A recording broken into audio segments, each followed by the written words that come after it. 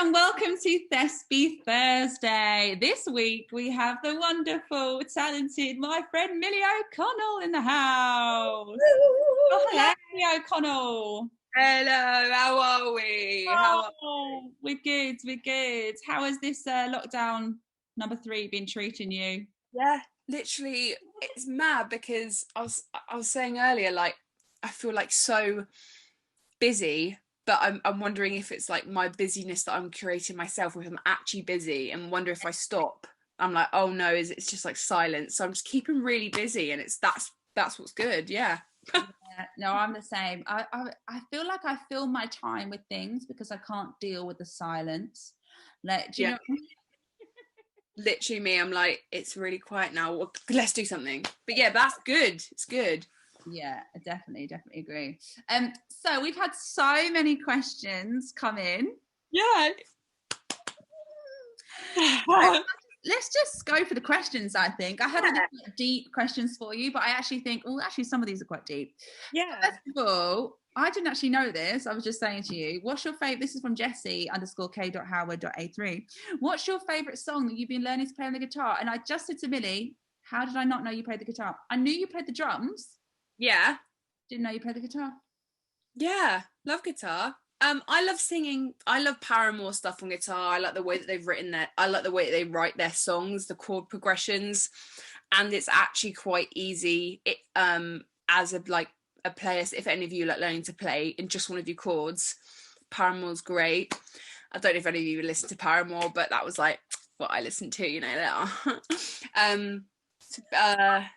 So always Paramore, probably. I like making acoustic versions of like upbeat pop songs as well.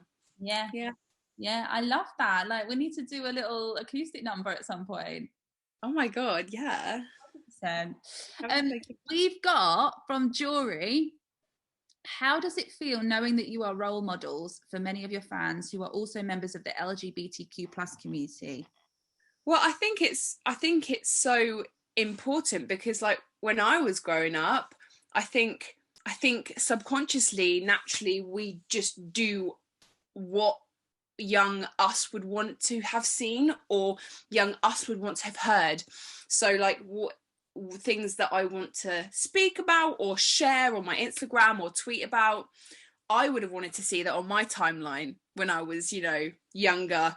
And especially I'm from like a small town area, not anywhere near big cities.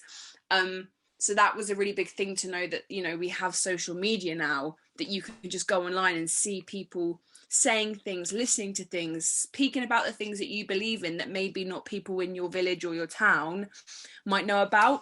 So that's how I feel about it. I think it's brilliant, and we're just very much ourselves, and just doing what we would want to have seen what we needed when we were younger. Yeah, definitely. Like, yeah, you are just being complete yourself. But how amazing, how lucky are we that we can do that? Do you know what I mean? Like, we can be ourselves and it be okay. We're so lucky. Yeah, it is so lucky, and it's definitely come with the times, and I'm sure it's always been there. I'm sure when I was younger there was this massive queer scene in London, but I never visually saw it, and we didn't have this reach of social media where you could go online and really be involved in it and find your community. So I think being a part of that movement, just a small part of that movement, is really positive and powerful, because we know exactly what it feels like to be in that small town, or to be in the country, or to be in a different country completely. I think for us as well, like not that it was like overnight, but I was thinking about this the other day when we were like in Edinburgh. I remember like with social media and stuff, like say for instance Instagram, being like, oh my god, I just got 100 likes on my picture, and being absolutely gassed by it. So it was like a kind of overnight thing that suddenly people were looking at our opinions, were looking at our social media, were getting to know us.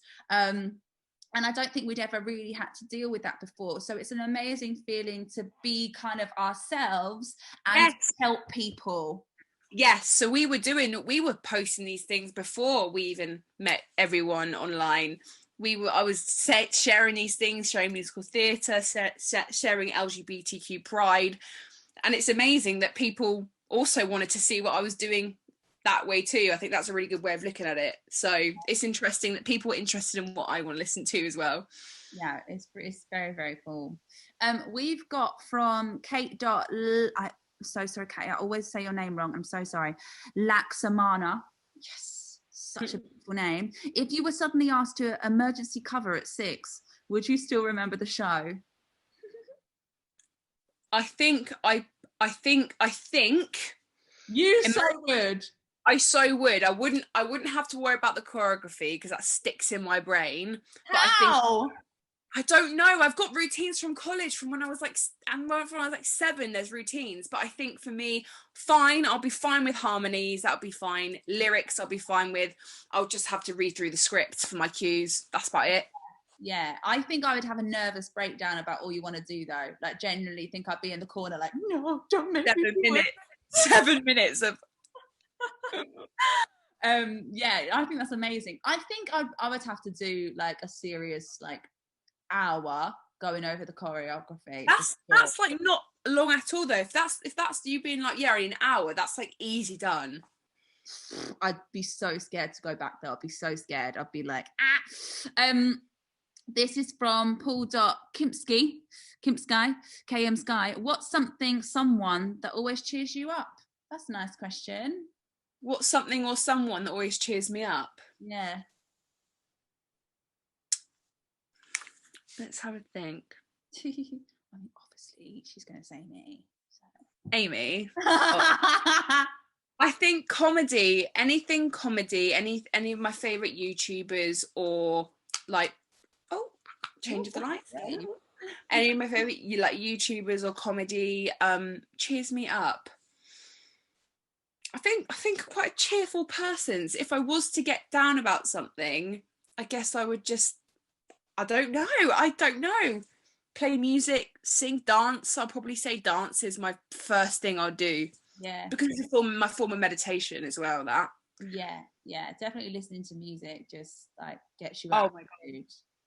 Absolutely. Yeah. We've got from Siobhan_is_potato. Love your name, Siobhan. Would you ever think of doing a show out here in the US of A? Yeah, of course. Absolutely. And that's the same with like people out in the US, you know, everyone wants to, you always want to do that little switch because the Americans love the West End, obsessed with the West End, and Brits love America and love the Broadway scene. So I think it'd be really interesting and really fun to see what it would be like and if there are any parallels or if there are any differences. I think for an interesting little run, just to see what the algorithm's like and just to see how different it is to the UK and to London.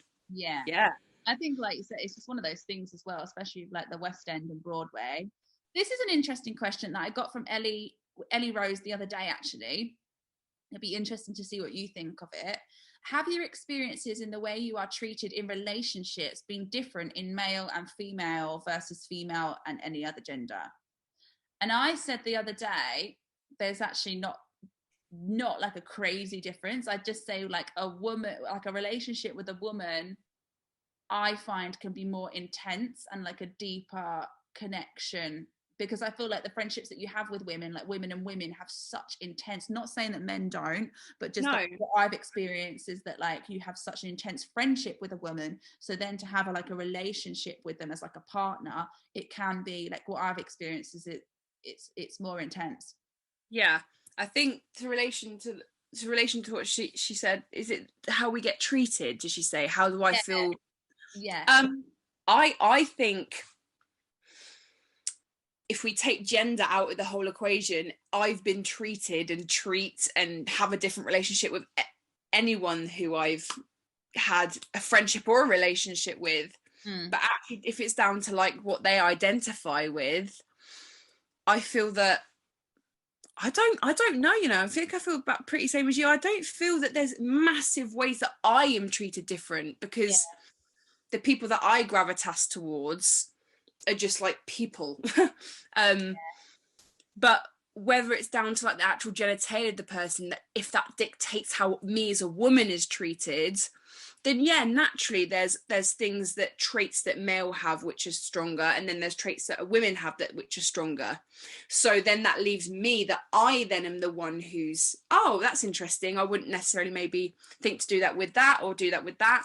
So I think it's relevant to each person, because you can be with a man who has extreme soft feminine energies, therefore you become the one with the more masculine energy, and then you can be with a woman who's got more masculine energy and you become one with the more feminine energy. So yeah, I personally don't think so. No, yeah, I agree.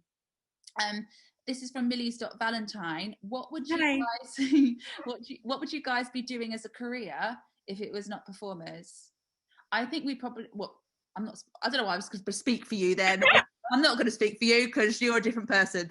But I was just about to say I would probably do something with animals, and I was going to say Mills would probably do something with animals, but I actually don't know the answer to that question, so I'm sorry. Put words in your mouth. Yeah, you would defo do something with animals. I would do. I've said this before in interviews as well, like ages ago, but I definitely would do something to do with water, like either a surf coach or surfing instructor, open up my own surf school, and definitely would do that. So it will be, again, it's another active thing. So that would be the furthest away from my job. But if I wasn't actually doing my job, it would be hair, makeup, behind the scenes stuff. I love that sort of stuff. Yeah. I mean, you are good at that now. What would you do? This is from Ellie Rose again. What would you do if you won the lottery? I actually don't know. I sometimes think about it. I sometimes really think, oh my gosh, imagine if I just got given a lot of money, what would I do? I actually don't know. I really don't know how to answer that. There are so many things I would like to do, whether they're feasible or not, I don't know. But I know that I wouldn't, I don't think I think I would be 50-50 selfish, non-selfish. So I would do like half of it, and then do like, just give the half of it away, and then do the other half of it, like do things for my mum and dad and my brother, and pick my friends, my family, because I'll take a little bit, but I think stuff like that, I want to share it. 100%. I always have this like kind of weird fantasy, I guess, of like winning the lottery but like not telling anybody and just being like, I'm a millionaire. Oh my god, I think I would do that as well. Like, maybe that's what I didn't know. Maybe that's why I couldn't decide, because that's actually what I meant to do when I win the lottery, is just not tell anyone. Just like live life and just be like, lol, I'm a millionaire. Yeah. Or I would definitely love to like buy a West End theatre.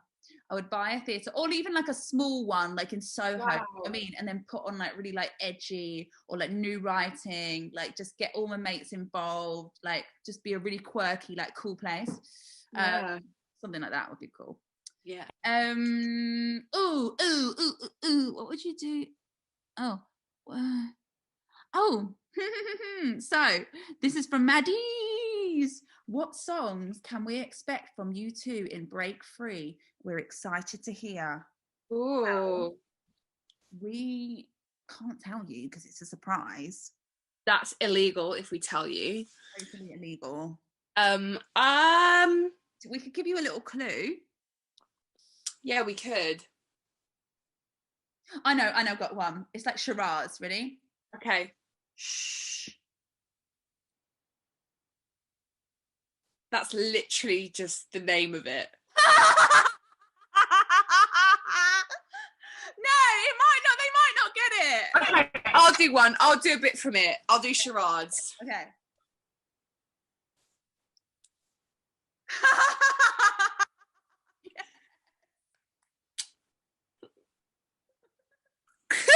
It's good.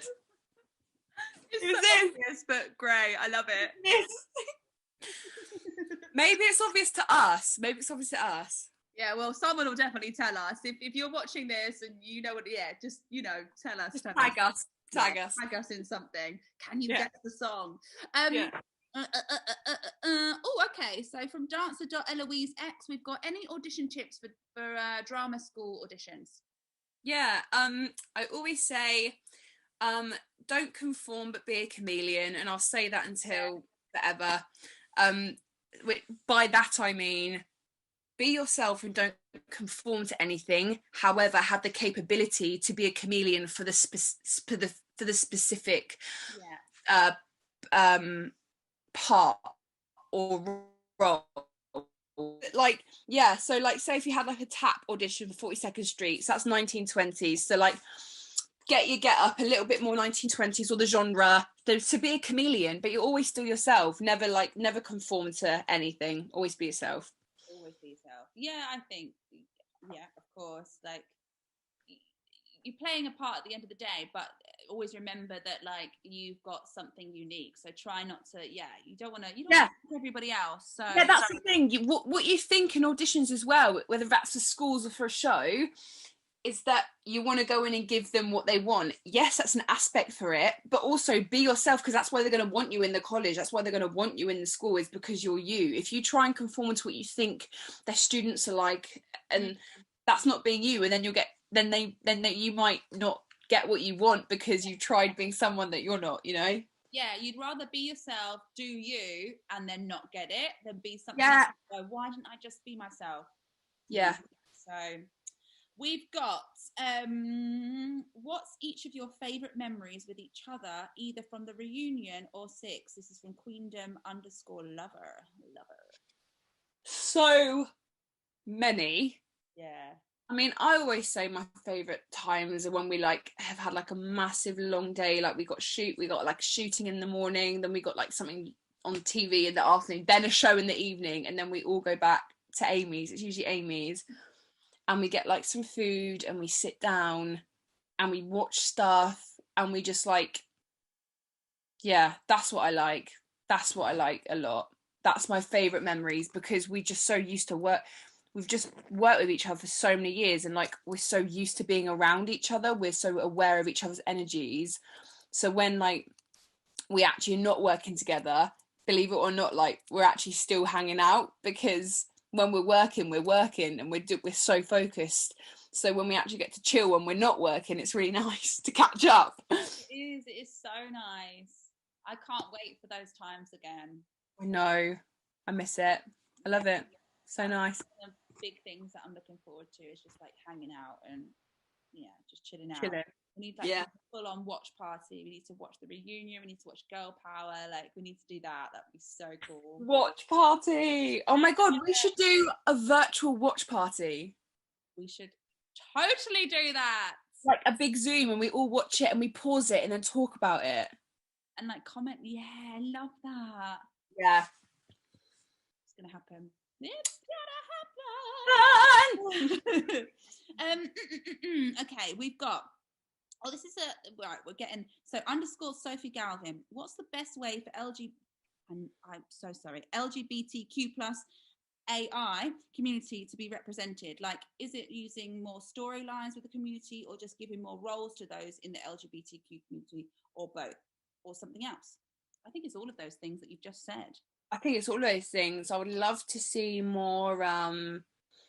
I would love to see in films, in musicals, in TV programs. I would love to see actors who are actually of that community play the parts of the person in that community in the show. That would be great. And it's slowly happening, but unfortunately we still see, cis males, for instance, playing trans people when there are fantastic trans actors out there. And I think like you said, just more in the mainstream would be really good. And like and like include and like new musicals and new writing, actually writing in disabilities and characters, writing in specific attributes or looks in a character. I think that'd be really great as well. You know what would be wonderful? If there was a musical, play, film that is not about, say it's someone from the queer community, but it's not about like the trials and tribulations. It's just a normal person living their life. living their life and they just happen to be gay, or they happen to be whatever it is, it's not the main consentence that defines them. Yeah, that would be great. Same with like disabilities, just they just happen to have a disability. It's not about the disability. Yes, that's just the character and who they are. It's not around that. That would be amazing. Here you go, we'll do last question. This is from Paige. What made you decide you wanted to audition for Six? Well, they hadn't found an Anne Boleyn for me. They hadn't found an Anne Boleyn yet, and I was like, oh, so like I want to see the scripts and stuff. I want to read it through. When I'm telling you, I read, I think, about 2 pages of this show, and I called up my agent and went, oh my gosh, what is this? I have to do it. It was the comedy, the writing, the style. It's new, millennial. It stands for the rights of everything I believe in. And I was like, I read it. I read the show and I was like, I have to do this. I have to. And then I listened to the song and I was like, this is brilliant. This is comedy. It's funny. It's witty. It's charming. You know, there's so many attributes. I was like, oh my gosh. And it was just this little show that was going to Edinburgh Fringe. And I was like, I have to be a little bit part of this somehow. Please, universe. I just, yeah. I love that. Isn't that amazing? Yeah. But I saw that. I was like, what is this character? This was written, like, it's like these words were written for me to say. I was like, I couldn't believe it. I couldn't believe it. They actually really are. Like, they really are. And when that is so weird now, when I just see you in my head, like, you are Anne Boleyn. Do you know what I mean? So true. That is so weird. Like everything, we really just embodied these characters, but it's like they embodied us as well, you know? Yeah, for sure. I think with me, like, I just saw the breakdown and it was looking for, you know, people who are like good with audience participation. I think it said people that have like gigging experience and they're singing pop songs. And I thought, oh hello, God. you. That's Finally! You. Finally, there's something. And yeah, just hearing those songs. I remember being outside and someone was singing. I heard Natalie singing Heartstone and lit from outside the door and Lost My Marbles. Was just like, what is that song? Who is that person singing? And I heard someone else. It wasn't Azuka, but I heard someone singing Par's song. And is that just that bit and being like, oh, it's so beautiful. And just really, really hoped that I got it. So it's such an emotional thing. Like, even listening to you say about that now, and like when I talk about it in interviews and stuff, it is actually just so emotional. Yeah, it's an amazing, like we were saying, like our lives did change. They really did. We have, not that we didn't have a voice then, but we have a voice now that people listen to, and it's there's pressure that comes with that, obviously, and a lot of anxiety sometimes. However, it can be used in a really amazing, positive way, and we're very lucky that we can do that, and we do that to the best of our ability, you know. Absolutely. I mean, we're human, obviously, at the end of the day, but we want to use it for good. Yeah, I agree completely. And like going back to what I said earlier about how and this is what I say to my mates as well, it's just interesting because I'm posting and chatting and doing everything that I did before you guys came in our lives. You people came in our lives. It was like, it's funny because you genuinely love musical theatre and you love our content and you love hearing what you have to say. And I'll still say all the things that I said, even if you guys weren't there. And it's just amazing that you want to listen and chat with us and be like, yeah, that's cool. I think that about musicals too. And I'm like, yeah, same.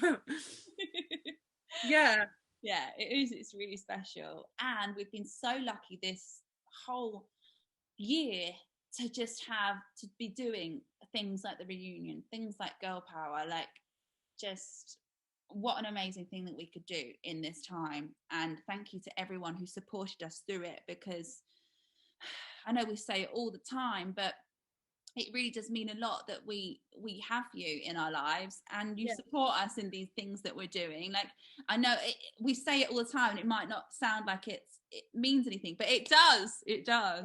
It really does, and it resonates with us, you know, when we're all together, when we're filming, or when we're doing girl power. Like, we speak about you, we speak about how all the time. your impact is, like, it's, and we do it for you as well. It's like, you're there with us. Like, we wouldn't be doing this if you weren't there. Like, we're doing it for everyone. It's like it's like all of us. Yeah, it's just deep and emotional and lovely.